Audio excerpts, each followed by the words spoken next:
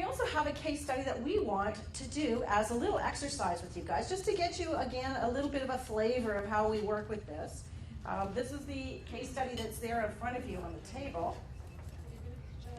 And you're going to be judged. So anyone who's in the legal edge may recognize this one. But so what constitutes failed negotiation? We just selected one that's fairly straightforward. So this is a federal government. Along with 5 other proponents, Xenix submitted a proposal in response to a request for abbreviated proposals. They called it request for proposal from DCC for life safety assessment and remediation analysis. As the highest ranked proponent, Xenix entered into negotiations with Defense Construction as anticipated in the RFP. During negotiations, Xenix offered to lower its price for services, had further discussions about including certain elements.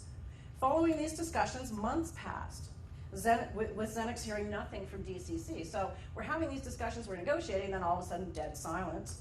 After repeated inquiries, Xenix finally learned that Defense Construction had initiated negotiations with and awarded to the second-ranked proponent. Defense Construction never notified Xenix that negotiations were at an impasse, or that its pricing was still out of line, nor that Defense Construction, did they give them a final opportunity to refine their pricing. All communication with Xenix simply stopped. Of course, when it goes to court, the first place they look is what is the language in the document. So the document actually anticipated negotiations. They said negotiations will include an agreement on the maximum amount for services authorized by DCC. In the event these negotiations fail, DCC will enter into negotiations with the second-ranked proponent. So how many of you have similar language in your documents? Okay, so similar is quite common. You know, you negotiate with the first one. If it fails, we move on. But you can see it from Xenix's perspective. Well, what do you mean it failed? Nobody gave us that final opportunity. Defense Construction is saying, well, this is common language in an RFP. We always do this, right? We gave you a shot at it. It didn't work out. We moved on to our second front runner. So that's kind of loosely the issue. What constitutes failed negotiation? So if you just have a little chat at your table, let me know what you think. Do you think DCC is going to be liable for Xenix? Should they have done something more? Do you think that Xenix is just going to have to wear this? How could DCC have handled this differently to avoid the problem altogether? Okay, so let's get a little bit of a discussion. So this is exactly what we do in the classroom, is we put them into a real life scenario. A little bit more time. Okay, and this is often what happens as well. Because they want to dive into it. Okay, so let's just, maybe we'll do this by way of show of hands. Some really good discussion going on out there. How many of you think that Xenix, the bidder, is going to win something here? How many think that the owner, DCC, is doing what they said they were going to do?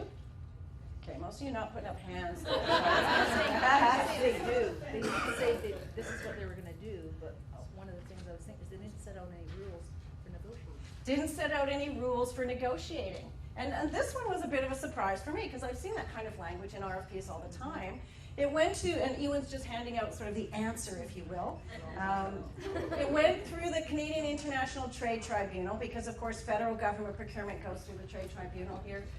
They said, DCC, you violated the terms of this process. This is they called it a request for abbreviated proposals. You violated the terms of the process. You breached AIT and NAFTA. It said DCC was required to notify Xenix that the negotiations had reached an impasse. They should have at least said, you know, you've got 2 days, give us your best and final offer, or some final opportunity, or if you can't sharpen your pencil anymore, we have to move on. So there should have been some dialogue around that. CITT went further and said that the DCC should have advised Xenix of the budget limit when they asked for a final price. You know, I mean, you're negotiating. Do you actually disclose your budget limit? So it went off to the Court of Appeal, and the Court of Appeal upheld everything except that finding around the budget.